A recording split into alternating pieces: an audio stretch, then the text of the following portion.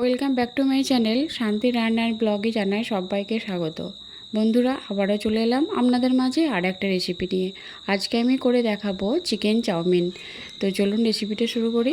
প্রথমে আমি এখানে একটা পাত্রে পানি নিয়ে নিয়েছি আর এর মধ্যে দিয়ে দিলাম স্বাদ মতো নুন।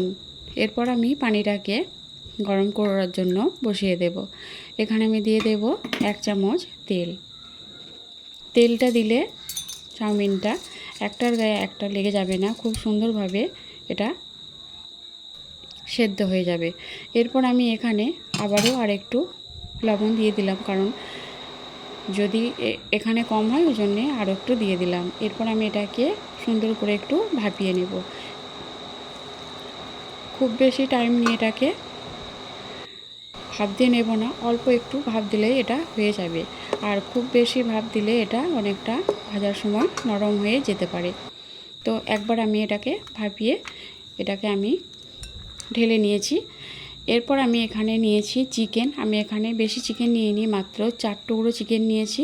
আপনারা আপনাদের প্রয়োজন অনুযায়ী নেবেন। এরপর আমি এখানে দিয়ে দিলাম অল্প একটু হলুদ গুঁড়ো। আগেই আমি একটু নুন হলুদ মেখে রেখেছিলাম। আর দিয়ে দিলাম হাফ চামচের একটু কম লঙ্কা গুঁড়ো আর স্বাদ মতো নুন। আর এখানে আমি দিয়ে দিলাম একটা ডিমকে ভেঙে ফেটিয়ে রেখেছিলাম, তার অর্ধেকটা দিয়ে দিলাম। আর এখানে 1 চামচের মতো কর্নফ্লাওয়ার দিয়ে দিলাম। এরপর সবগুলো উপকরণ আমি একটা চামচ দিয়ে খুব ভালো করে মেখে নেব। তো দেখুন, এভাবে করে এটাকে ভালো করে আমি মেখে নেব।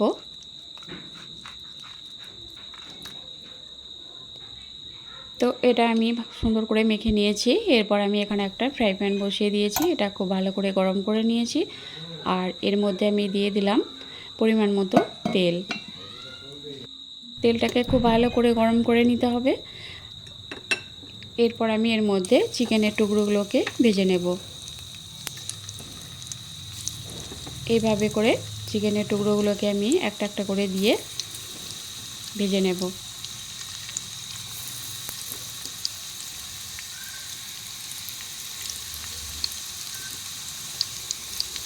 তো এই রেসিপিটা আপনারা খুব সহজভাবেই তৈরি করে নিতে পারবেন, খুব কম সময়ের মধ্যে।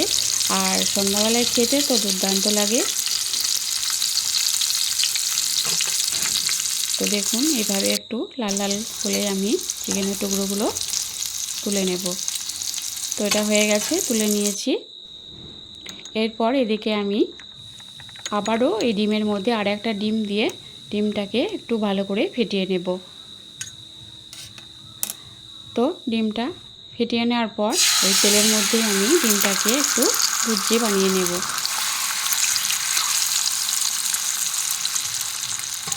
এখানে আমি চিকেনের টুকরো দিয়েছি আর এখানে একটা ডিমও ভেঙে দিলাম,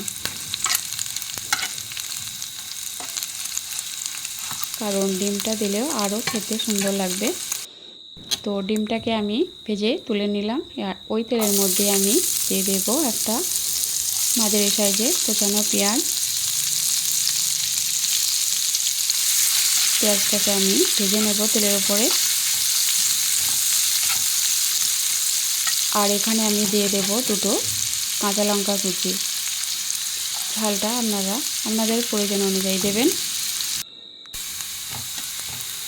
তো পেঁয়াজ আর কাঁচা লঙ্কাটাকে আমি ভেজে নেব। এরপর আমি এখানে দিয়ে দেব সামান্য একটু লবণ, যাতে পেঁয়াজটা তাড়াতাড়ি নরম হয়ে যায়। আর এখানে আমি দিয়ে দিলাম আদা রসুন গ্রেট করে নেওয়া 1/2 চামচ। আদা রসুনটাকেও আমি পেঁয়াজের সঙ্গে খুব ভালো করে ভেজে নেব। তো দেখুন, পেঁয়াজটা অনেকটাই ভাজা ভাজা হয়ে গেছে আর নরম হয়ে গেছে। এরপর আমি এর মধ্যে দিয়ে দিলাম 1/2 চামচ হলুদের গুঁড়ো আর 1/2 চামচ লঙ্কার গুঁড়ো।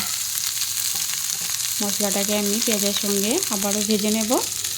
আর এখানে আমি সবজি নিয়েছি গাজর কুচি আর মটরশুঁটি, আর নিয়েছি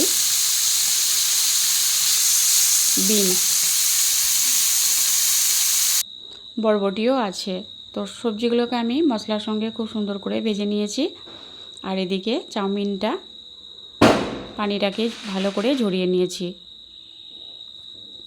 এরপর মশলা সবজিগুলো খুব সুন্দর করে ভেজে নেওয়া হয়ে গেছে। চাউমিনটা আমি এর মধ্যে ঢেলে দিলাম।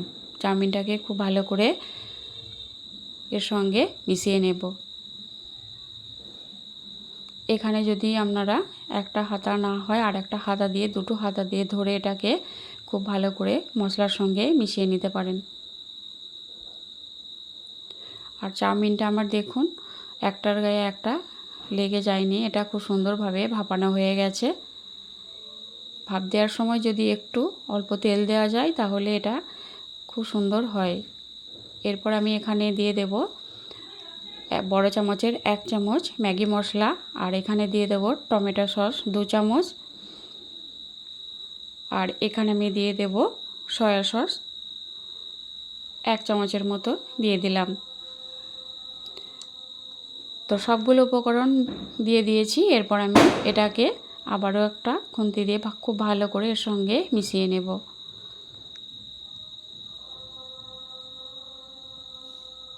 এইভাবে করে আপনারা বাচ্চাদের স্কুলে টিফিনেও দিতে পারেন, বাচ্চারা খুব মজা করে খাবে। আর এটা আপনারা সন্ধ্যাবেলায় টিফিনের জন্য তৈরি করে নিতে পারেন। এরপর আমি এখানে যে চিকেন আর ডিমটা ভেজে রেখেছিলাম সেটা আমি এর মধ্যে দিয়ে দিলাম। এরপর এটাকেও খুব ভালোভাবে চাউমিনের সঙ্গে মিশিয়ে ভেজে নেব। তো একটু সাবধানে উল্টোপাল্টা করবেন, না হলে বাইরে পড়ে যেতে পারে। আর এটা আমার চাউমিনটা অনেকটাই বেশি নেওয়া হয়ে গেছে, তার জন্যে উল্টাতে একটু সমস্যা হচ্ছে। আপনারা এটা যদি একটু ছড়ানো পাত্র নেন তাহলে এটা উল্টাতে সুবিধা হবে।